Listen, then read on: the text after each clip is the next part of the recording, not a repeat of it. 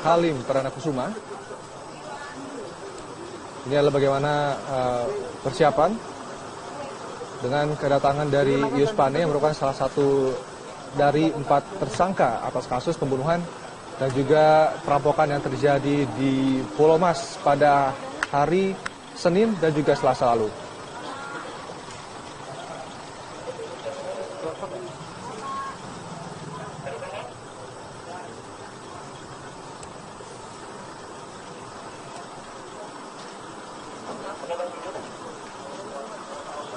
Egy Nugrahari ini yang saat ini berada di sana. Egy. Aku belum disebut. Ya baik, tampaknya ada. Ya, Rendra.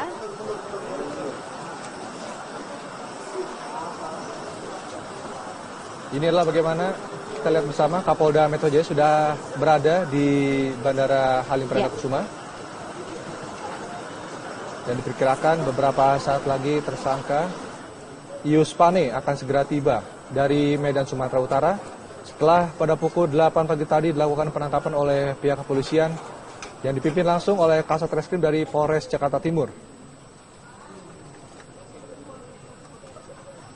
Kita akan menunggu bagaimana keterangan pers dan juga kedatangan dari Yus Pane dan juga konferensi pers yang akan dilakukan oleh pihak kepolisian terkait dengan hal ini.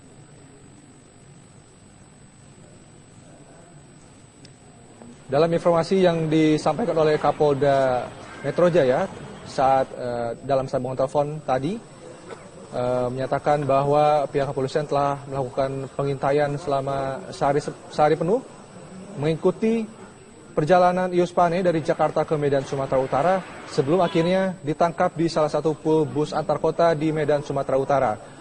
Dalam penangkapannya sendiri, dari laporan Hasino Andri dan juga saksi-saksi yang berada di lapangan menyebutkan Yus Pane tidak melakukan perlawanan saat ditangkap oleh pihak kepolisian.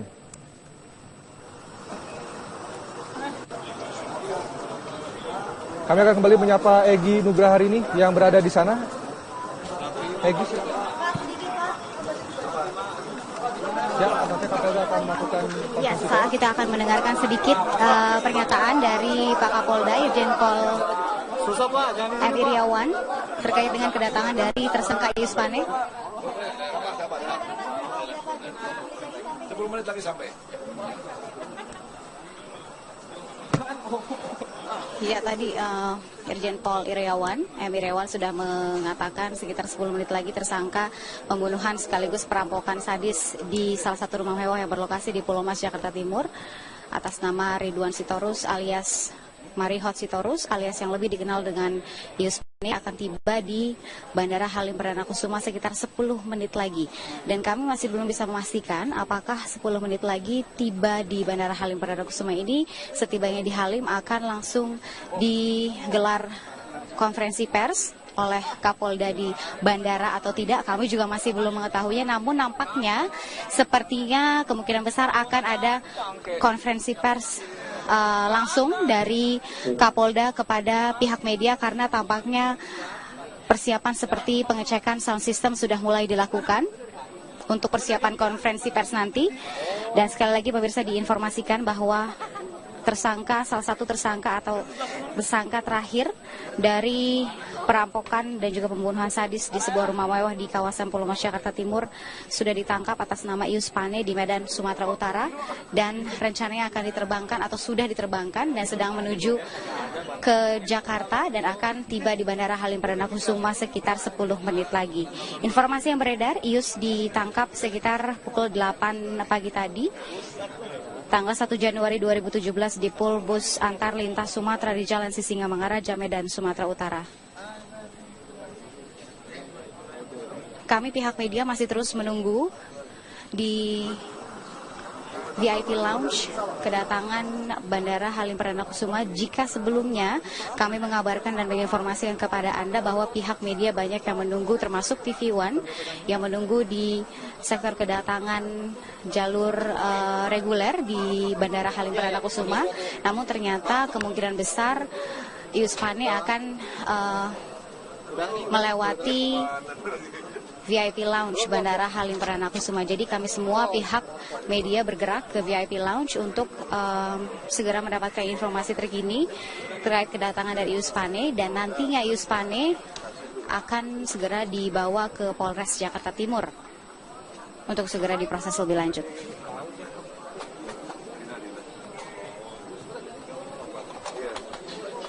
Sekali lagi kami masih akan menunggu apakah nanti ada konferensi pers atau pernyataan resmi dari Kapolda Metro Jaya Irjen Pol M. Iriawan terkait dengan proses penangkapan Yus Pane di Medan, Sumatera Utara yang berlangsung pada pagi tadi.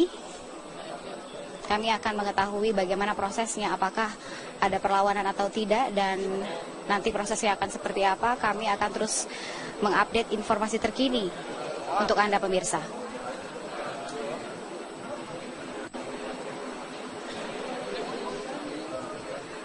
Kembali ke Anda, Rendra. Baik, Egy Nugrarini, terima kasih laporan langsung dari Halim Perdana Kusuma, Jakarta. Nanti kami akan kembali lagi kepada Anda jika konferensi pers dari Kapolda Metro Jaya akan berlangsung. Dan pemirsa, tetaplah bersama kami di Breaking News TV One, masih akan kembali usai jeda berikut ini.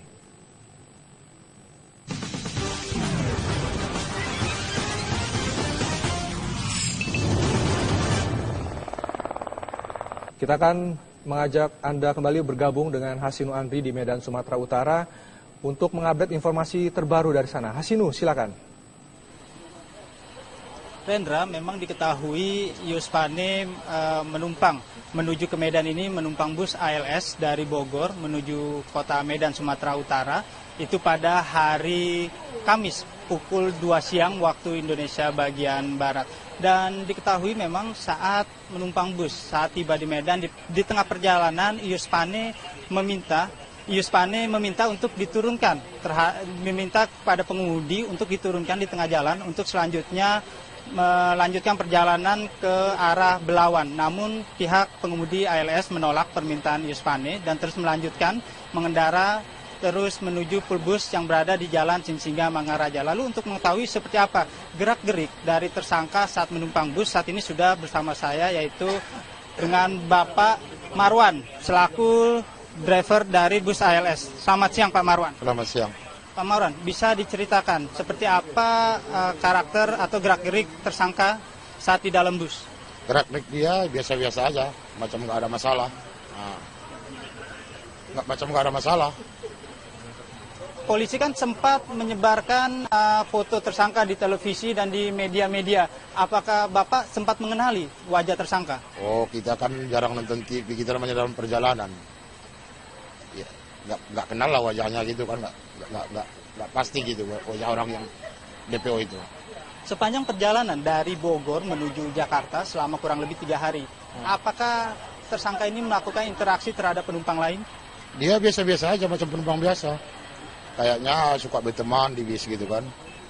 Sempat-sempat macam tadi pagi ada kawan yang salah sasaran dari kawannya dia kan. Cuma gitu aja. Tadi kami mendapatkan informasi jika Yus Pane sempat meminta diturunkan di tengah jalan. Apakah benar? Benar, dia minta turun di Terminal 16 tadi. Saya bilang, kalau mau turun di sini, mau kalau tujuan ke Belawan, bagusan di depan pool. Bis mau ke angkutan ke Belawan banyak, aku bilang. Ya nggak apa-apa katanya. Tidak ada maksa dia untuk turun di tengah jalan? Tidak ada maksa. Lalu interaksi dia dengan penumpang lainnya seperti apa Pak? Bisa diceritakan? Enggak, macam penumpang biasa aja, macam nggak ada masalah. Biasa-biasa aja. Terkait barang bawaannya ini sendiri, apa yang dibawa dari yang Bapak lihat? Oh, kalau isi tasnya itu kita nggak tahu kan. Cuman dia asal penumpang mau turun di jalan, dia terus nengok barangnya tertukar nggak, gitu aja. Sepanjang perjalanan ini dari Bogor, apakah dia menumpang bus ini dengan temannya atau seperti apa? Sendiri aja. Dia pun belakangan datangnya itu mau berangkat dari Bogor kan, dia belakangan naiknya. Dari informasi yang kami dapatkan juga saat dilakukan penangkapan, ada juga satu orang yang ditangkap yang diduga merupakan teman dari tersangka. Apakah benar, apakah itu sering berinteraksi di dalam bis? Ya itu kan kawannya naik dari jalan. Semalam kan naik dari Darusingkara dia itu. Jadi dia sering, udah namanya dia baik di mobil kan. Jadi suruh beli tolonglah beliin nasi. Macam tadi malam gue tengok di Selimpuan, beliin nasi dulu. Ya dibeliin, makan sebungkus sendiri orang itu, sebungkus kan. Nah, sampai tadi pagi kurasa entah satu tujuan ke Belawan orang itu nggak tahu. Begitu turun tadi, Pak Polisi salah tangkap juga, kena sasaran juga kawan yang tadi tuh. Sudah dilepaskan ya? Dilepaskan. Kalau posisi duduknya sendiri dia ada di barisan keberapa dan bersama siapa? Seorang pria kah atau perempuan kah? Kalau dia sama-sama pria. Pertama saya sama ada dititipin perempuan, tolong dipindahin katanya. Jadi pindahin perempuan sama perempuan, dikasih lagi ada laki-laki kawan dia. Tapi itu bukan teman seperjalanannya ya? Itu naik dari mana Pak? Oh iya, naik di apalah dari Bogor, tapi bukan kawan-kawan dia gitu kan. Cuma kenal Dewi saja. Lalu barang-barangnya sendiri tidak ada mencurigakan? Atau ada gerak-gerik nggak yang mencurigakan jika ada penumpang naik turun seperti itu Pak? Iya, cuma gitu aja. Asal ada orang mau turun di jalan, kan penumpang kita mulai dari Panjabungan sampai Selimpuan kan banyak turun. Asal orang turun, dia turun, nengok barangnya. Takut ditukar gitu kan. Nah, apa isi tasnya kita nggak tahu. Tasnya warna coklat.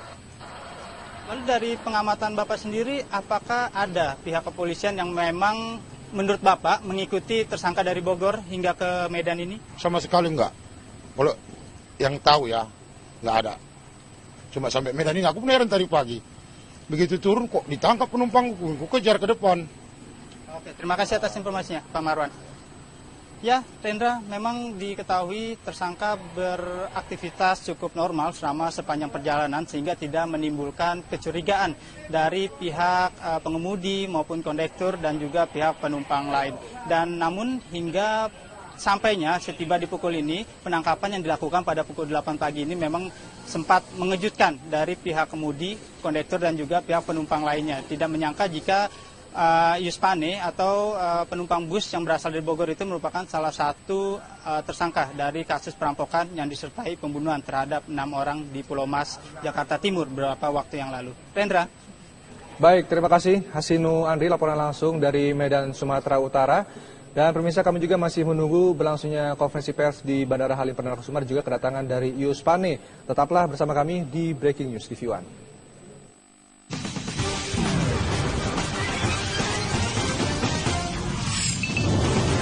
Pemirsa, Yuspane, tersangka pelaku pembunuhan di Pulau Mas, Jakarta Timur, ditangkap di Medan, Sumatera Utara. Yus langsung diterbangkan ke Jakarta melalui Bandara Kuala Namu, Deli Serdang pada pukul 11 waktu Indonesia Barat. Yuspane ditangkap di Jalan Sisinga Maharaja, Medan pada pukul 8 waktu Indonesia Barat pagi tadi setelah diintai selama 1 malam oleh pihak kepolisian. Pelaku kemudian diterbangkan ke Jakarta melalui Bandara Kuala Namu dengan pengawalan ketat dari petugas kepolisian.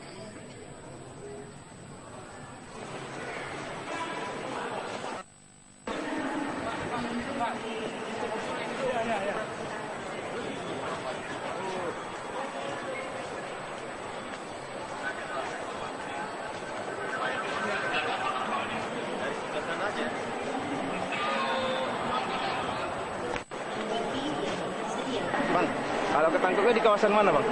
Di Pulau LS. Pulau LS Sini? Singamaraja? Ya. Tadi malam, Bang ya? Tadi jam 8. Jam 8 tadi ya? Di rumah keluarganya? Baru sampai dia. Di rumah keluarganya, Bang? Sampai. Baru sampai? Oh. Kita akan mengajak Anda menuju ke Rumah Sakit Kartika. Di sana ada rekan kami, Dwi Suci Amalia, yang sudah memantau perkembangan dari Rumah Sakit Kartika. Dwi Suci, silakan. Iya, Rendra dan juga pemirsa, sejauh ini perkembangan ataupun kondisi di Rumah Sakit Kartika Pulau Mas, tempat salah satu anak dari korban Dodi Triyono dirawat, memang tampak biasa-biasa saja, tidak ada pengamanan yang cukup signifikan ataupun berarti, atau dari pihak keluarga ataupun teman dari anak korban, yakni bernama Anet ini, datang ke Rumah Sakit Kartika Pulau Mas. Kami pun para awak media memang sudah mencoba untuk berkonfirmasi kepada pihak keluarga bagaimana kondisi terakhir ataupun terkini dari Anet yang saat ini memang masih dirawat di Rumah Sakit Kartika Pulau Mas. Belum ada konfirmasi ataupun informasi secara resmi dan pasti bagaimana kondisi terakhir utamanya pada hari ini. Namun dari informasi-informasi yang kami himpun sebelumnya, bahwa memang kondisi dari Anet ini semakin hari semakin membaik. Kami pun dari saat ini tadi mencoba kembali mengkonfirmasi dan juga meminta tanggapan dari pihak keluarga, utamanya dari ibu korban Anet ini dan juga merupakan istri dari almarhum Dodi Triyono mengenai tanggapannya atas tertangkapnya Ius Pane atau Ridwan Sitorus di Medan yang pada malam kemarin, di mana memang meminta tanggapan bagaimana kemudian pihak keluarga berkomentar akan tertangkapnya salah satu buronan dari keempat tersangka yang kemudian sudah berhasil diciduk semuanya oleh pihak kepolisian. Utamanya adalah seperti kita ketahui dari rekaman CCTV yang sudah diperlihatkan sebelum-sebelumnya bahwa memang Ius Pane ini sempat melakukan aksi penganiayaan ataupun kekerasan terhadap salah satu anak korban Dodi Triyono yang merupakan kakak dari Anet, yakni Dionita. Namun memang hingga saat ini kami masih belum bisa melakukan konfirmasi dan juga penjelasan secara pasti bagaimana tanggapan dari pihak keluarga. Kami pun akan terus memantau bagaimana perkembangan di sini dan utamanya mengabarkan kepada Anda pemirsa bagaimana kemudian kondisi terkini dan juga tanggapan dari pihak keluarga. Untuk sementara kami kembalikan kepada Anda, Rendra di studio. Ada perkembangan terbaru terkait dengan tanggapan dari pihak keluarga atas penangkapan